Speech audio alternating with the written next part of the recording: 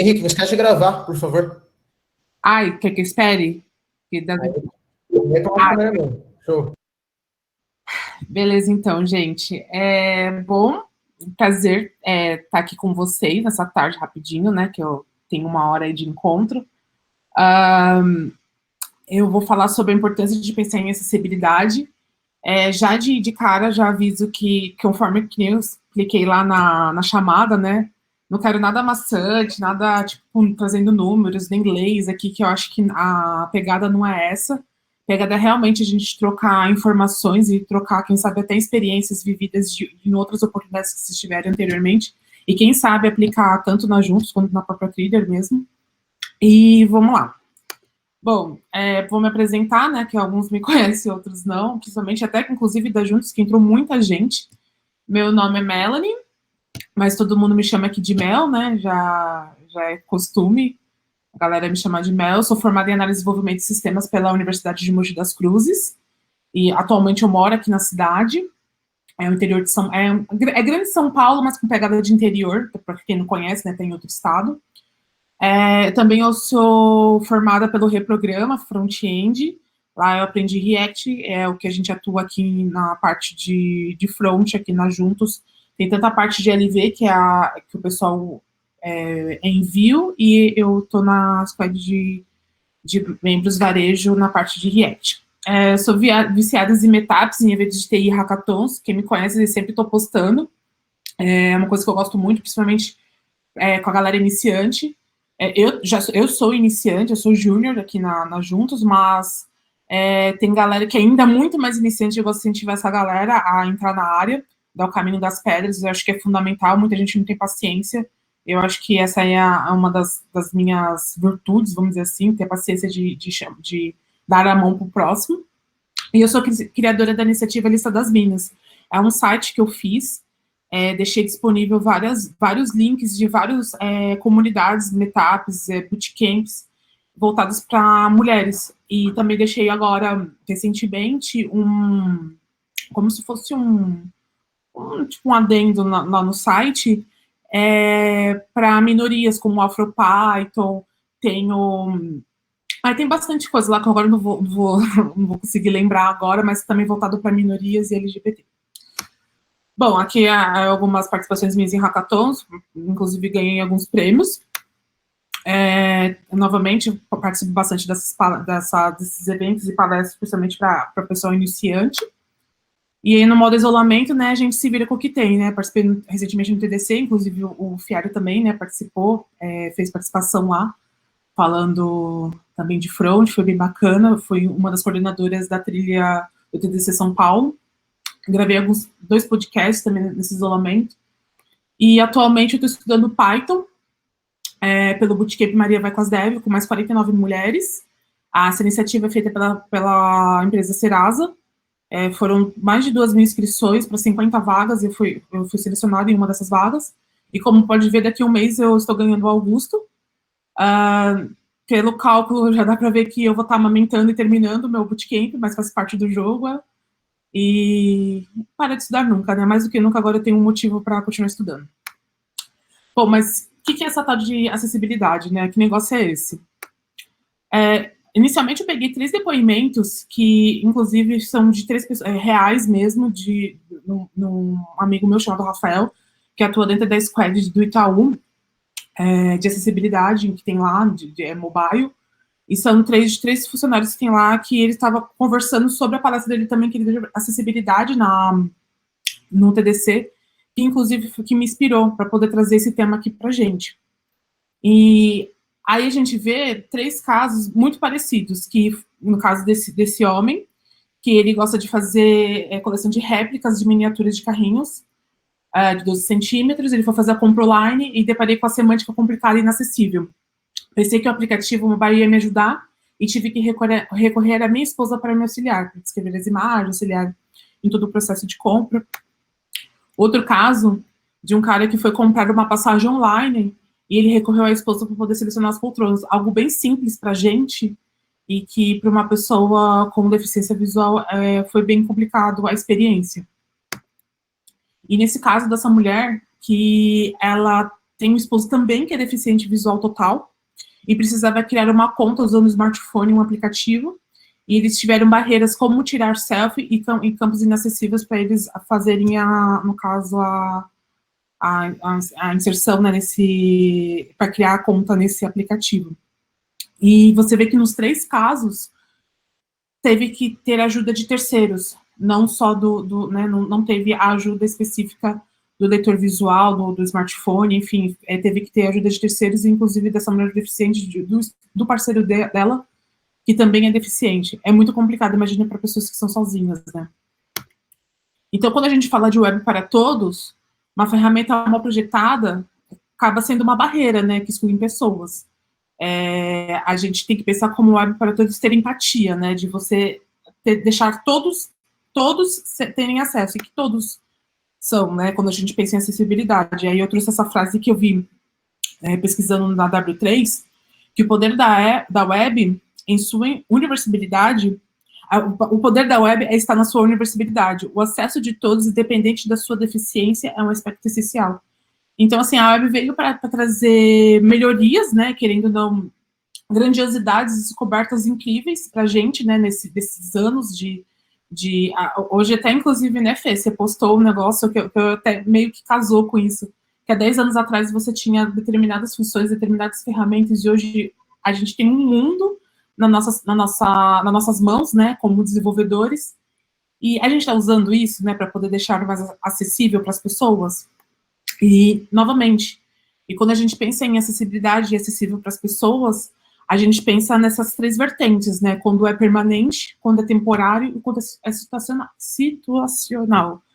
Que, às vezes, a pessoa, de repente, não tem deficiência em si, né? Mas ela está numa situação ou, temporariamente, está com algum problema no qual ela não está encontrando alguma dificuldade para obter essa acessibilidade de determinada coisa. E quando a gente fala especificamente de pessoas que aí foi aquela imagem, né, que eu trouxe do convite, quando a gente fala de pessoas com permanente, né, a gente tem muita gente mesmo. Mundialmente, a gente tem 15% da população, ela é composta por PCDs, isso é um dado muito recente, 2018, e pensando num dado bem antigo, você pensa assim, são 10 anos atrás aqui no Brasil, que foi o nosso último censo, que são 46 milhões de brasileiros, que são cerca de 24% da nossa população, declarou ter algum grau de dificuldade de pelo menos uma das habilidades investigadas, que é enxergar, ouvir, caminhar ou subir degraus, ou possuir deficiência mental ou intelectual, que a gente também sempre esquece dessas pessoas. Então, é um número muito grande, é um público muito grande, e a gente está tendo empatia para poder atender esse público? Aí fica a pergunta, né? Mas falaremos do básico, né? Não vou, novamente, que nem eu falei no início, eu não vou ficar enchendo linguiça aqui, eu acho que a atenção não é essa. A gente sempre, até o pessoal da trilha, né, para saber, né, quando a gente traz essas talks, é justamente para a gente criar um debate em si, principalmente saudável, e trazer para o nosso dia a dia o que a gente pode trazer de melhorias, tanto da parte técnica quanto da parte agora de empatia, né? Eu vou falar muito dessa parte de empatia, que é verdade mesmo. A gente aqui na Juntas, a gente sempre fala ter um time empático, né? Sempre pensando no próximo, pensando no outro, pensando no nosso cliente. Eu acho que é bem essa pegada mesmo que a gente acha que tem que começar a pensar e conversar. Porque a acessibilidade, quando a gente pensa na web, é mais questão de pensamento mesmo, sabe? Você vai continuar codando, você vai continuar entregando. E com qual qualidade você está entregando esse código para o outro? Eu falo isso porque, assim, eu posso estar cuspindo para cima e caindo na testa, né? Porque, querendo ou não, a gente sempre pode falhar. Mas é realmente mudar, sabe, o pensamento. Eu não vou ficar falando mindset, porque se o Vini tiver aí, ele vai me bater. Bom, mas pensando em padronização, a gente tem a WCAG disponível para a gente. Eu até trouxe uma frase que eu peguei no guia, né, da WCAG, que fala resumidamente e claramente o que é a base fundamental para que você tenha produtos digitais verdadeiramente inclusivos e acessíveis. Elas são uma regra de diretrizes e recomendações mantidas pela W3C. Aí você fala assim, Mel, mas é confiável? É confiável porque ela é feita por um grupo de trabalho com pesquisadores, desenvolvedores, pessoas especialistas e inclusive com pessoas portadores de deficiência. A primeira versão deles foi meados de 1999, e a segunda versão, que é a mais recente, foi em 2018, 2008, 2008. Então, você vê que passou-se 10 anos para ser criada a versão 2, com base de muito estudo, muito embasamento realmente técnico para poder lançar a segunda versão. E tem essa parte mais atualizada. Ela é composta por 78 critérios, 13 guidelines e 4 princípios. Ih, meu Deus. E os 4 princípios são ser o software, né, web, enfim, seja lá o que for, ser perceptível, ele ser operável, ser compreensível e ser robusto. O que seria? Perceptível é que a informação seja clara para esse usuário, principalmente nos 2 sentidos, que é a visão e a audição, que ele seja operável. O usuário precisa conseguir usar o conteúdo, e quando você fala usar o conteúdo, quando a gente pensa num usuário que tem problema de visão, principalmente se ele sendo utilizado na parte do teclado, porque ele não está enxergando, ele está sendo acessível quando você fala em teclado ou somente no mouse? E o mouse ele não tem acesso. Então, assim, é sempre pensando nessa parte do princípio de operável. Compreensível, que a palavra já diz, que é a facilidade de compreensão do conteúdo, e robusto. A gente fala muito em mobile first, né, justamente por conta dos leitores de tela hoje serem mais acessíveis nos smartphones. Então, garantir a funcionalidade adequada, seja lá qual a versão atual ou futura da onde está vendo, né, esse conteúdo, e em qualquer ambiente que seja acessado. E quando a gente fala de critérios, que é aquele que eu falei, né, dos 78, eles são classificados em 3 níveis, né, de conformidade, que é o level A, o level double A e o level triple A. Que hoje, quando a gente fala primeiramente, esses critérios, eles vão ser verdadeiro ou falso, eles estão sendo atendidos ou não sendo atendidos, já começa por aí o negócio, não existe meio termo. E quando a gente fala de boas práticas, eu falo empatia, boas práticas, novamente, a lei aqui no Brasil, ela não é nada clara, né? É tudo muito em aberto. Então, tipo, é tudo a Deus dará. Mas, contudo, entretanto, quando a gente fala de boas práticas, um site, um app, enfim, eles serem atendidos com todos os critérios AA, que envolve o level A e o double A, ele já está sendo levado em consideração as boas práticas mínimas da WCAG. Aí eu trouxe aqui alguns exemplos de como novamente, são 78, inclusive tem algumas que eu vi lá, é uma engraçada, que é tipo rascunho, que eles estão ainda reformulando essas regras, né? Mas aí eu trouxe 3 diferentes, uma A, e triple A, e você vê que são termos, tipo, esqueci a palavra agora, mas boas práticas extremamente ok, sabe? Lógico que a AAA tem coisas realmente muito específicas, e uma coisa que eu lendo, né, pesquisando sobre, nem se você atendesse a 78 critérios, o seu site não seria 100% acessível. Isso que é o mais engraçado, porque realmente é para facilitar a vida do usuário, independente de qual a parte acessível que ele precisa, mas nunca será 100%, porque sempre não vai ter como atender um determinado tipo enfim, deficiência, ou seja lá o que ele esteja ali no momento. Aí, por exemplo, esse A, no level A, tem a página com título, super básico, são que as páginas e telas devem possuir um título e descrever claramente a sua finalidade. Aí eu tenho o double A, legendas ao vivo. Eu trouxe isso à tona, porque querendo ou não, a gente está fazendo várias lives pelo Facebook, e inclusive nas nossas Tech Talks também, e ela não está sendo acessível, por exemplo. E tem inclusive de uma das pessoas que quando eu postei no Twitter, perguntou se ia ter, tipo, descrição ou pessoa surda e muda, e eu falei que não, tipo. Então, assim, a gente está deixando até, inclusive, ações nossas acessíveis para os usuários. Então, eu também trouxe para a gente refletir sobre, até levar para o marketing, enfim, seria bem legal. E palavras incomuns, por exemplo. Meu, isso aí até, inclusive, quando a gente chega na Juntos, porque que nem quando eu cheguei na Juntos, é muito engraçado. A galera começou a falar de negócio. Ah, o VC, VC, VC. VC pra mim era coisa de Orkut, quando você falava você, né? E depois de umas 3, 4 reuniões, depois de mais de uma semana, eu descobri que VC era Votorantim Cimentos.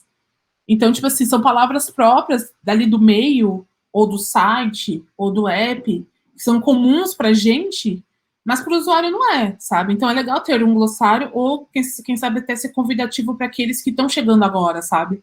Novamente, acessibilidade é para todos. Nunca pense que é só PCD, sabe? É para aqueles que estão chegando também, é para aqueles que estão naquele determinado momento, que nem a gente viu ali na figurinha, um bartender que está com um som, será que só ele vai saber a resposta de um som e ele não vai ter, naquele momento, ele não vai conseguir, né, por conta da situação que ele está vivendo, enfim. Também fica uma indagação aí. Bom, e pensando em web, eu trouxe alguns exemplinhos, né, tipo, novamente, eu acho que a maior parte da galera que já sabe, não quero se tornar algo cansativo, novamente, eu quero mais que realmente tenha tempo de debate, que é a parte que eu mais gosto.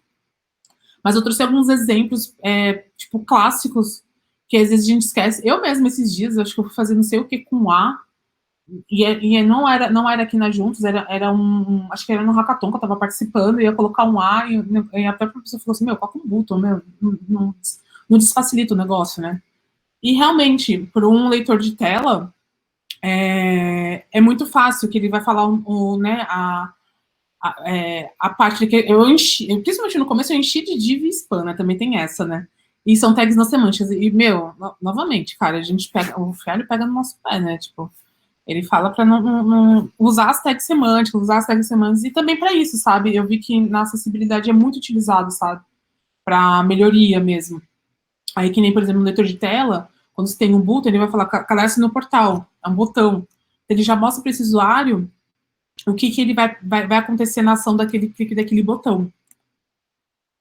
Não textual. Eu não sei por que eu coloquei, até com base até pra gente pode até trocar ideia sobre, mas falam que é semanticamente viável, depois a gente pode, novamente, depois no final vocês qualquer coisa me ajudam a entender o porquê, eu trouxe isso, sendo vazio ou não colocar o alt. Quando o alt, por exemplo, é uma imagem muito importante, você colocar o que significa aquela imagem, mas quando a imagem não é importante, mesmo assim, colocar o alt. Aí eu fiquei um pouco nessa dúvida, aí eu trouxe, até se alguém depois souber, a gente discute sobre isso. E é necessário descrever quando é uma imagem, né, tipo, olha lá, foto da Mel.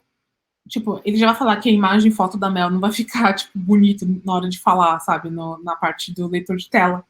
Então, só colocar, tipo, Mel, usando óculos rosa, com uma blusa rosa, de gatinho preto, eu acho que já é o suficiente para poder a pessoa entender o que se trata essa foto, essa imagem. A linguagem não é inútil quando a gente coloca as tags lá no header. Então, tipo, se a gente coloca em português, inglês, não tá à toa lá, né? Isso interfere na leitura de tela. Então, sempre tem que... novamente, lá a gente ignora, deixa de qualquer jeito e interfere, sabe, nos vetores de tela. É muito importante. Os links. Clique aqui na informação. Então, assim, deixar descritivo os links, né?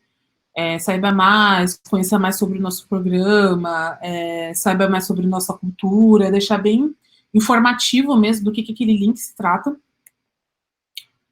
Os forms, novamente, usar as tags semânticas, mas também utilizar as configurações dentro dessas tags semânticas, enfim, indicando, né, cada coisa no seu campo, se é obrigatório, se está válido, enfim. E fica aqui a minha reflexão, né? O desenvolvedor precisa adicionar acessibilidade como parte do desenvolvimento, novamente, pensando na empatia. Por que não revisitar os níveis A e A, que nem eu falei, fica lá o guia do guia-wcag.com, está em português, Tem os cards, inclusive, dá até para baixar os cards em PNG, bem legalzinho, como checklist, como definition done, sabe? A gente revisitar e ver e se tornar um hábito, sabe? Na parte de programação, se tornar realmente algo que vai estar no seu dia a dia. Ai, falei super rápido, né, gente? Mas é bom que sobra tempo. Aqui tem uns links de referência. E aí tá os meus contatos, caso não precisem conversar, falar alguma coisa, trocar ideia. Tô subindo meus projetinhos lá em Python agora. Sou uma menina de back-end agora. Quando eu voltar da licença, eu vou pegar umas testes de back, já falei pro Murilo. E fica aí também a minha lista do meu site, que inclusive, depois que eu parei para pensar, eu fazendo esses slides, eu pensei, caraca, não tá nada semântico, eu preciso arrumar algumas coisas lá, mas faz parte. E é isso. De vocês. Ai, meu Deus, parece que não tô falando por nada. E aí, Mel, parabéns aí pela apresentação, muito boa. Se você quiser começar fazendo alguns comentários, eu tenho alguns aqui que eu anotei, que é um assunto que particularmente eu gosto bastante. Se alguém quiser começar aí, eu vou mutar aqui. Parabéns mesmo. Aquele ditado, né? Digitando com os pés porque as mãos estão ocupadas aplaudindo, né? Então, isso que tu falou de acessibilidade é uma parada muito foda. Tipo, o Fialho pega muito no nosso pé sobre isso, mas, a gente consegue enxergar quanto isso é importante depois que a gente realmente tem isso de ver que realmente está acontecendo, sabe? Ontem eu liguei para um cliente da gente para pedir sobre o feedback do site. A gente está fazendo uma parada de NPS aí no varejo e tal. E, era um cara normal. E ele tinha muita dificuldade de utilizar nosso site. Então, chega aquela reflexão, se uma pessoa que é normal, não tem nenhum tipo de deficiência, não consegue utilizar, não consegue achar, imagina uma pessoa que tem algum tipo de deficiência, sabe? Então, isso é foda mesmo, tem muitos, como tu mesmo falou, tem muitas pessoas que necessitam disso, né? Então, agora a gente se ligar também disso, ver, adicionar os titles dos links, viu? Não vamos esquecer disso e parabéns de novo. Uma coisa que eu esqueci de falar, só uma curiosidade, né? Quando eu tive contato com acessibilidade na web, foi há mais ou menos uns dois anos, uns 2 anos e meio atrás, no próprio Reprograma, foi uma desenvolvedora cega, ela teve glaucoma, então ela não foi cega a vida toda, ela foi cega ela enxergava até os 12 anos, ela começou a ter a doença, então foi gradativamente perdendo a visão. Ela só vê hoje bem borrado, ela não consegue ver, então, zoado. E ela deu uma dinâmica pra gente, a gente era em 30 meninas, eram 15 duplas, e a gente acionou o leitor de tela dos nossos celulares, e a gente entrou no Globo.com. A gente vendou nossos olhos, e ali a gente ficou escutando, imagina, o barulho da sala, com todos os aperta, né, vai, texto, né, segue, página, tudo de todo mundo, a galera falando, a gente com as vistas tampadas, e a gente tentando entender o nosso, eu comecei a chorar. Eu sou canceriana, né, gente? Eu choro pra tudo. Então eu comecei a chorar porque eu tinha a oportunidade de tirar a máscara. A pessoa cega não. Então, assim, é muito complicado, sabe? Realmente, acessibilidade, tem muito a ver com a palavra empatia. É fato, é você realmente pensar no próximo e realmente você, se sensibilizar mesmo, sabe? E é só um negocinho que é uma curiosidade que eu queria trazer, porque é uma coisa, assim, muito sufocante, sabe? Você pode tirar e a pessoa não. Então, tocou, sabe? Era só um adendo sobre isso. Ô, Mel, e ainda nessa linha aí, qualquer um de nós aqui, de repente, em uma situação em que a gente está aí andando na rua, a pé, né? Obviamente, não com carro, por favor. Mas, com o sol batendo no celular ali, e aí, de repente você precisa fazer alguma ação, e você precisa mandar alguma coisa rápida, e você não consegue, você já está numa situação de problema, né, ali de mobilidade com o celular, né? Então, eventualmente, qualquer um de nós pode passar por situações assim, né, de problema de acessibilidade. E aí tem em cima disso que a Camila comentou, apresentação muito boa mesmo, sim. E uma coisa interessante é que nos últimos anos, né, principalmente depois que surgiram frameworks em que a gente começa a trabalhar com componentes, ficou muito fácil a abstração de coisas. Então, dado que você está desenvolvendo componentes, e aí você desenvolve ali um componente de botão, você consegue deixar um botão feito inteiramente em div, ou seja, completamente não acessível. É totalmente possível deixar ele clicável com a aparência de um botão, dado que o que dá aparência é o CSS, não o HTML. Para quem está olhando de fora, para quem está acessando e não tem nenhum tipo de dificuldade ali de navegação e tudo mais, beleza, funcionou. Principalmente para gente que está desenvolvendo, né? Não é a mesma. Mas não dá na mesma, tá ligado? Tem uma tag, tipo, de botão, que igual a Mel colocou ali, que serve exatamente para fazer botão. Tipo, não tem sentido você criar um botão utilizando div. Isso acaba sendo até um pouco comum atualmente, de certa forma, justamente pelas possibilidades de abstrações aí que a gente tem por conta dos frameworks e tudo mais que eventualmente a gente utiliza. E aí outro comentário é que, se reparem que tudo que a Mel apresentou são coisas básicas de semântica de HTML. Ela não trouxe nada assim que seja extremamente avançado. Existem alguns parâmetros chamados Way Area e Roles, que ajudam muito com relação à acessibilidade, que são um pouco mais avançadas, existe uma documentação enorme disso, mas também não é nada de outro mundo, tipo, nada que 5 minutos a mais codando, tipo, não é tão que tá mais, assim, do jeito que eu tô falando aqui, parece que tipo, vai ficar 1 dia, 2 dias a mais criando o botão, não, tipo, umas tags, assim, é super fácil de colocar e de achar documentação, mas são um pouco mais avançadas. As coisas que ela trouxe, reparem que são coisas básicas, e essas coisas básicas, normalmente, às vezes elas não são feitas, e elas já por si só fazem uma diferença muito grande, assim.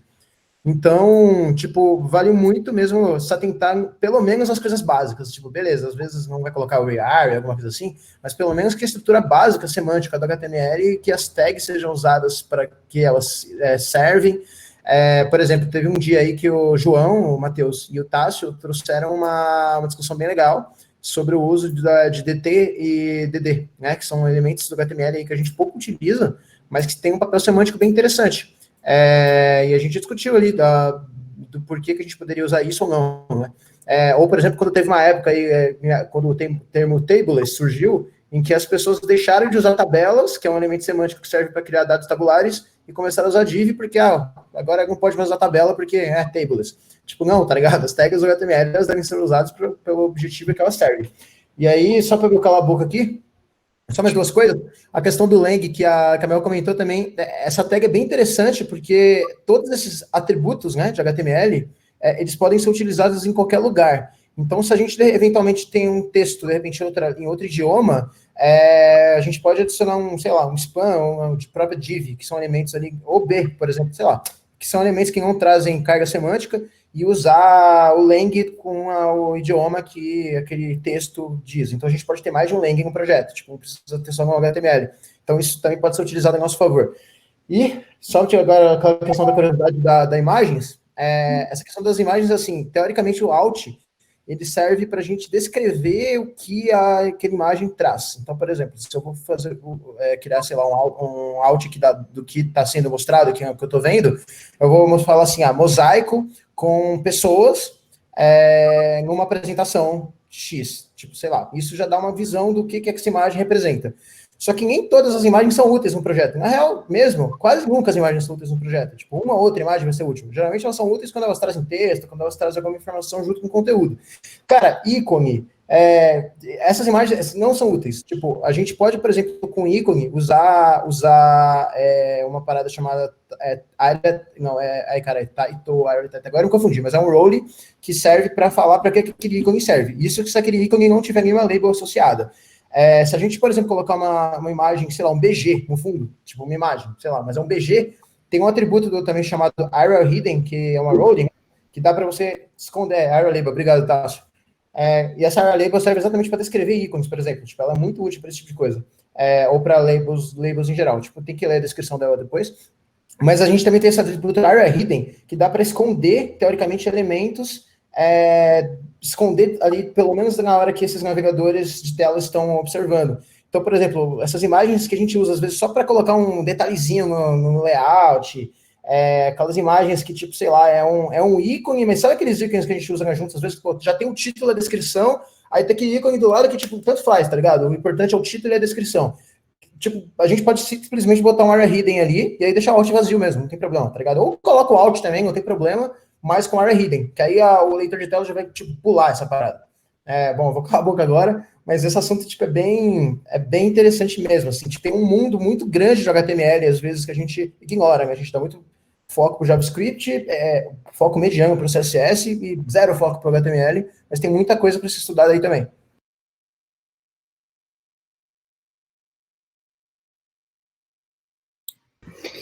O Fê, eu tenho uma dúvida com relação a tipo, que nem essa parte que às vezes que tu falou de fazer botão com div.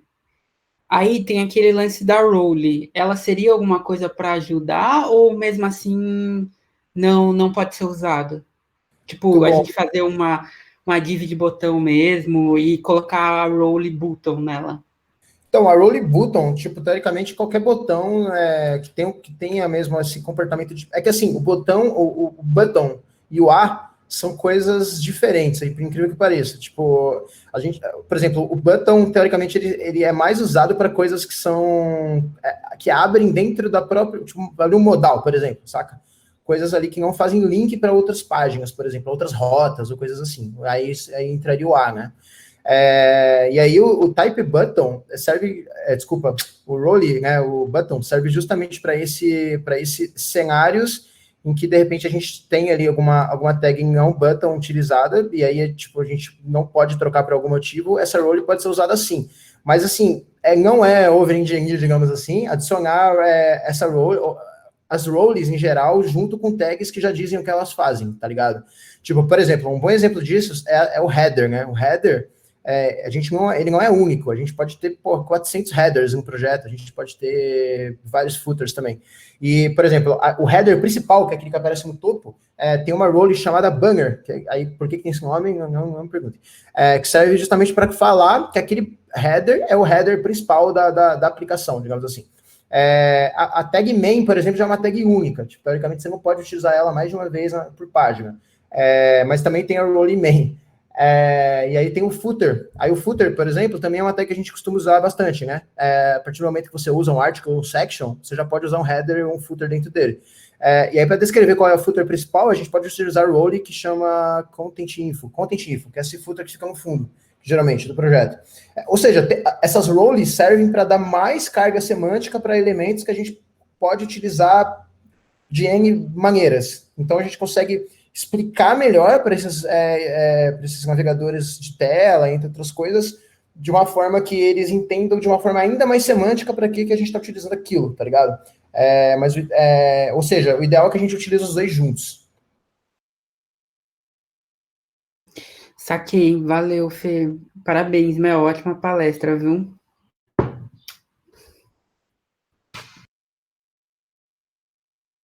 A gente pode comentar. Queria fazer um comentário também que não só a gente consegue colocar as tags e roles em tags que a gente já tem na aplicação, como tem uma parada interessante também que é uma navegação oculta só para os navegadores de tela. Inclusive a gente não tem nas aplicações hoje, né? Que é uma coisa muito simples de fazer. São só tags que vêm primeiro ali no HTML, só que elas são escondidas, elas ficam por trás, que ajudam o cara quando ele vai na navegação, só pelo tab ali, aparece ali em cima, tipo, ir para o topo, ir para home, ou links úteis que ele pode pular, assim. Tipo, tem várias coisinhas que a gente pode fazer. Cara, é muito simples essa implementação. É literalmente uma div escondida com algumas tags de acessibilidade que facilitam totalmente a vida de alguém. Tipo, ele tá lá embaixo no footer, aí ele quer voltar para home, ele vai ter que voltar um monte assim o tab. Se tivesse essa navegação, ele só rola para cima e clica e volta para home, sabe? Eu até anotei aqui, mano. Tem uma. Deixa eu para variar, né? Tem algumas tasks lá no core do backlog do core para tratar alguns assuntos de acessibilidade, principalmente fazer uma análise disso. Essa é uma ótima dica mesmo, mano. Valeu, Lua. Eu vou integrar essa sua dica lá.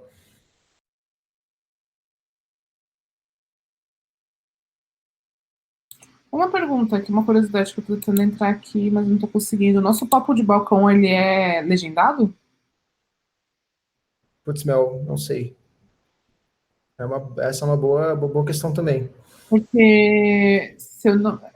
Pensa só, tipo, aquele trabalhador que fica horas e horas com um problema, tipo, possivelmente pode até ter problema de audição por conta de demanda de anos, né? De conta do barulho.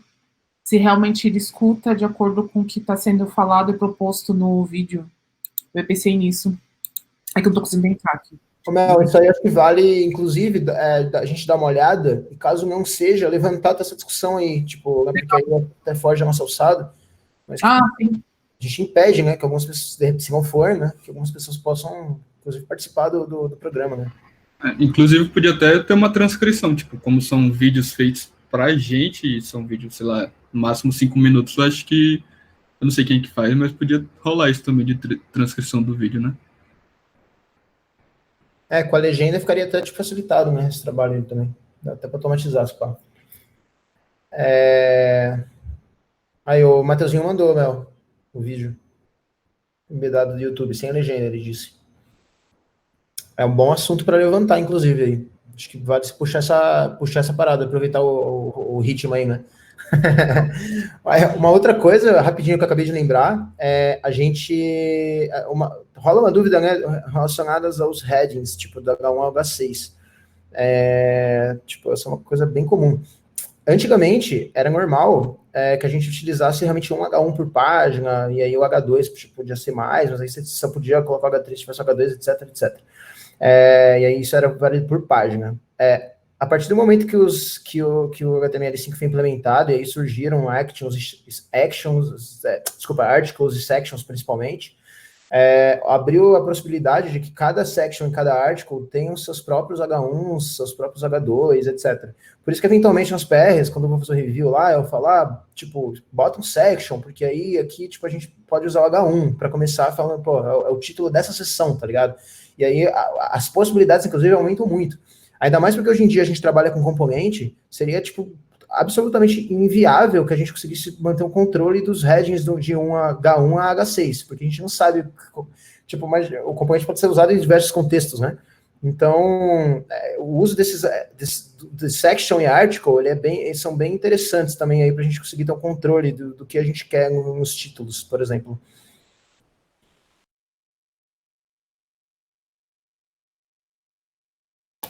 Eu queria levantar uma coisa aqui também, já aproveitando aí. Primeiro, parabéns aí, meu, gostei muito.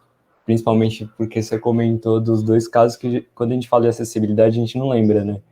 Que são desses casos mais ocasionais ali, ou situacionais, ou então temporários.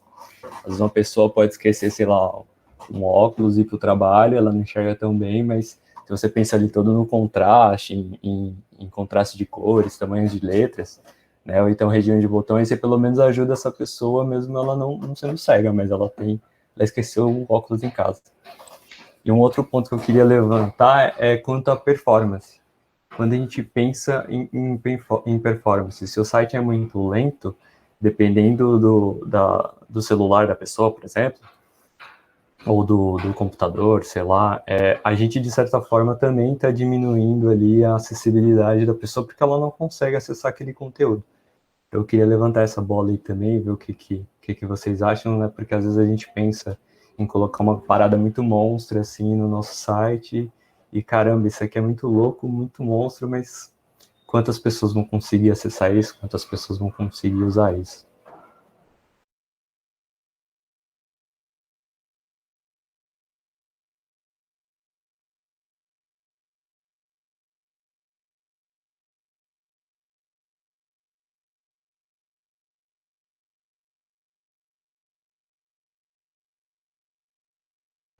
Gente, não deixem o próximo vácuo aí, por favor. Mateuzinho e Jack que estão ativos nos comentários podem falar por voz também, tá? Não é só front que pode falar, não. Um de cada vez, pessoal.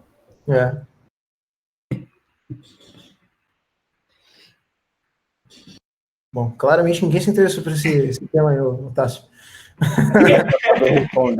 Será que eu acabei respondendo? É porque tipo, uma coisa bem complicada, né? Essa questão de gerenciamento de performance, né?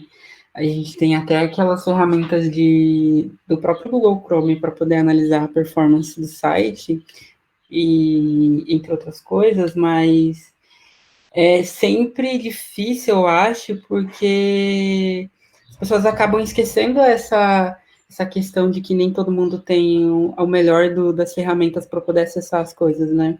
Tipo, nem todo mundo vai ter o melhor equipamento, né? Que nem eu falei para você aquele dia que eu tive um problema de um cliente que estava tentando acessar o site lá de onde eu trabalhava, que ele usava um Windows XP e o Google Chrome, entendeu? Tipo assim, se ele tá usando o Windows XP, imagina a qualidade do computador dele, né? Então, é sempre muito complicado mesmo a gente desenvolver uma coisa que seja não só acessível de forma para as pessoas que têm alguma dificuldade, como também para as pessoas que não têm o melhor equipamento, né? Visto que a tecnologia sempre está evoluindo e sempre está consumindo cada vez mais de hardware, dos equipamentos, celular, computador. Então, é difícil mesmo. É um ponto, assim, bem difícil de se expressar como a gente pode garantir isso, né? Ainda Para não mais, carregar... Ai, desculpa. não, ainda mais pensando no nosso público, né? Que, tipo, geralmente visitam o site pela loja, né? A maior parte das vezes. É bem complicado mesmo. São coisas muito defasadas. A gente fica na nossa bolha, né? Como é que Sim, sim. a galera real mesmo tá com um computador bem mais, enfim, inferior. Tipo, o Pedro comentou do Lighthouse, tem uma... Assim, ele não... Claro que ele não pode ser a única métrica utilizada, e tipo, ele não é 100% e tudo mais, mas ele... Assim, a medição que ele faz é uma simulação de uma rede pior, tipo, uma rede fraca, com hardware não tão bom, num dispositivo também um pouquinho mais antigo. Claro que é uma simulação, né? Tipo, tanto que quando você vai testar ali no Chrome e vai, por exemplo, testar depois no celular, há diferenças e tudo mais. Só que, tipo assim, garantir uma boa nota ali e tudo mais já é melhor do que nada, tá ligado? Então é um bom ponto de partida, sim, assim, acho que dá para levar em consideração. O Vini, inclusive, mandou hoje, e outras pessoas já tinham comentado também, agora eu não lembro quem, do Lighthouse no GitHub Actions, que dá para, tipo, né, até no Pipeline da Azure também, dá para integrar, porra, se o PR caiu a métrica, tipo, dá mais do que 10%, sei lá, você não deixa, etc. São coisas que a gente pode fazer, pelo menos para garantir esse mínimo, né?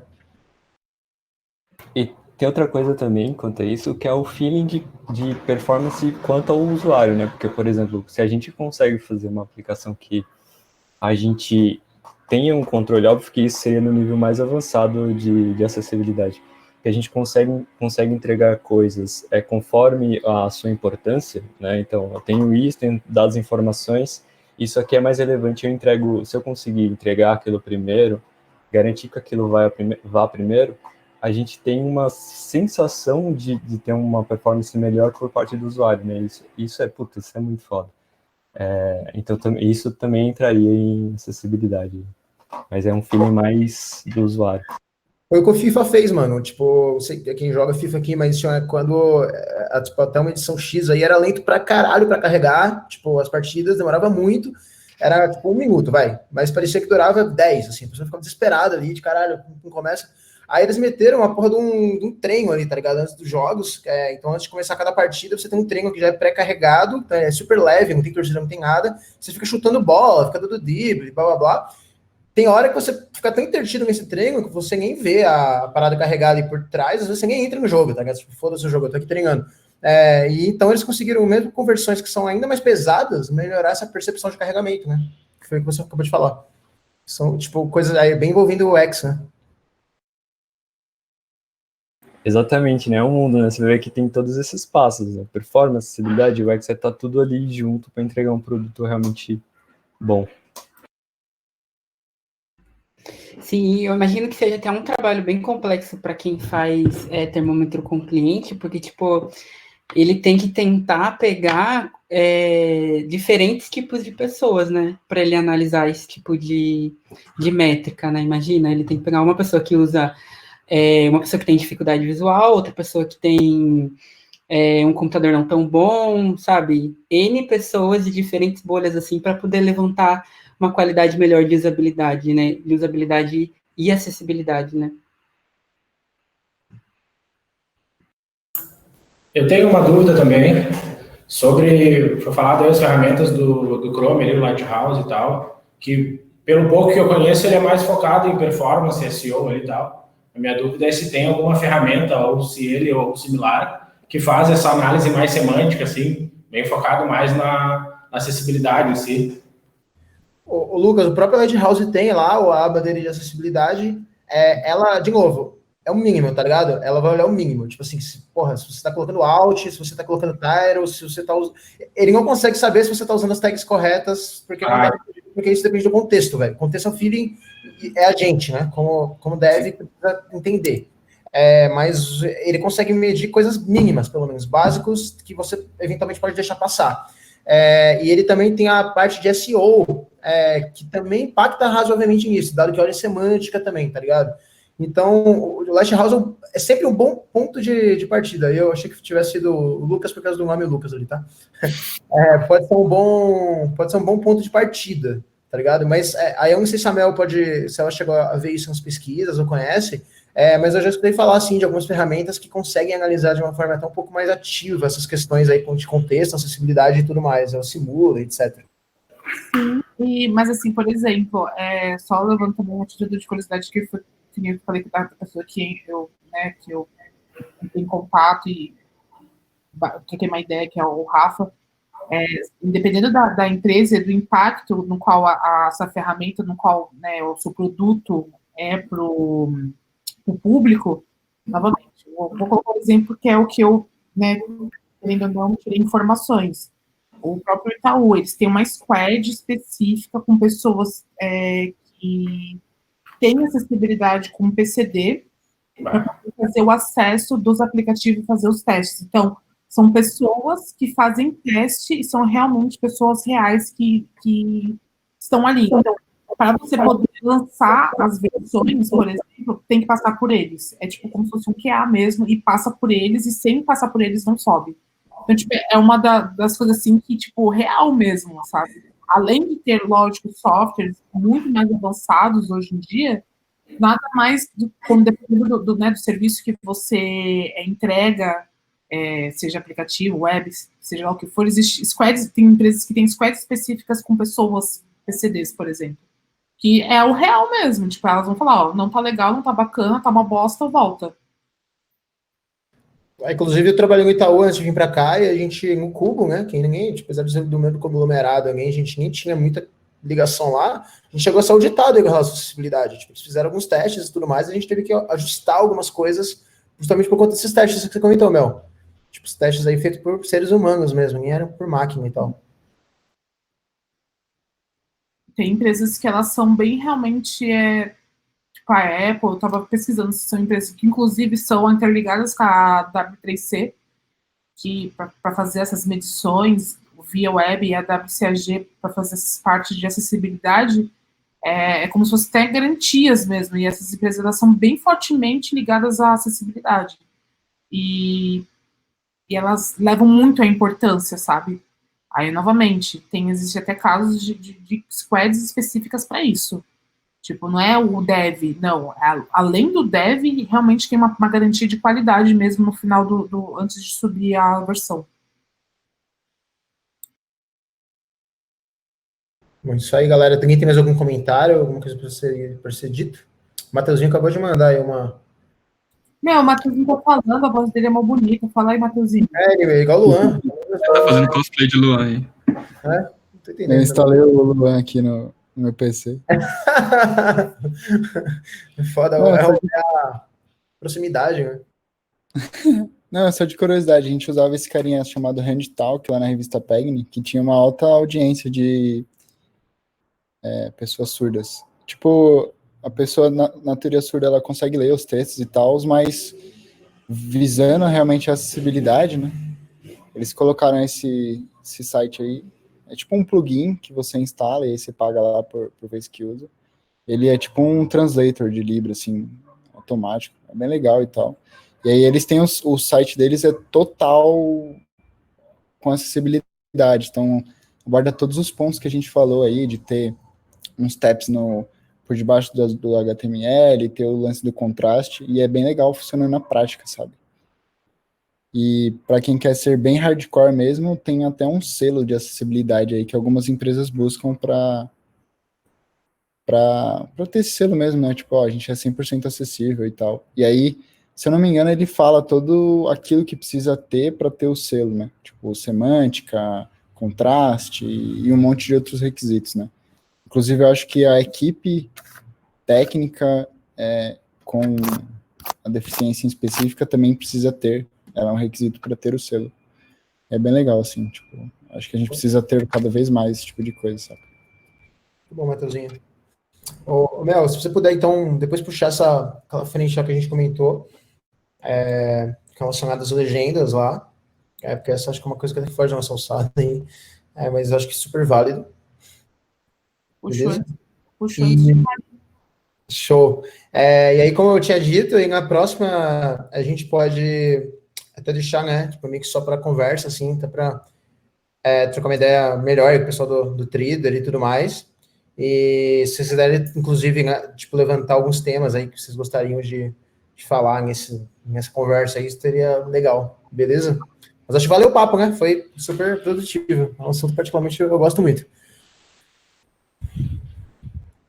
Então é isso aí, gente. Então até daqui 15 dias, então. Valeu, parabéns. Daqui 15 dias. Parabéns. Valeu por trazer o tema aí pra gente. Obrigada a vocês. Parabéns, Falou, galera. Parabéns, Mel. Parabéns, Falou, Mel. turma. Até mais. Valeu, Parabéns. tchau. Parabéns, Mel. Parabéns. Valeu, parabéns. Tchau, tchau, pessoal.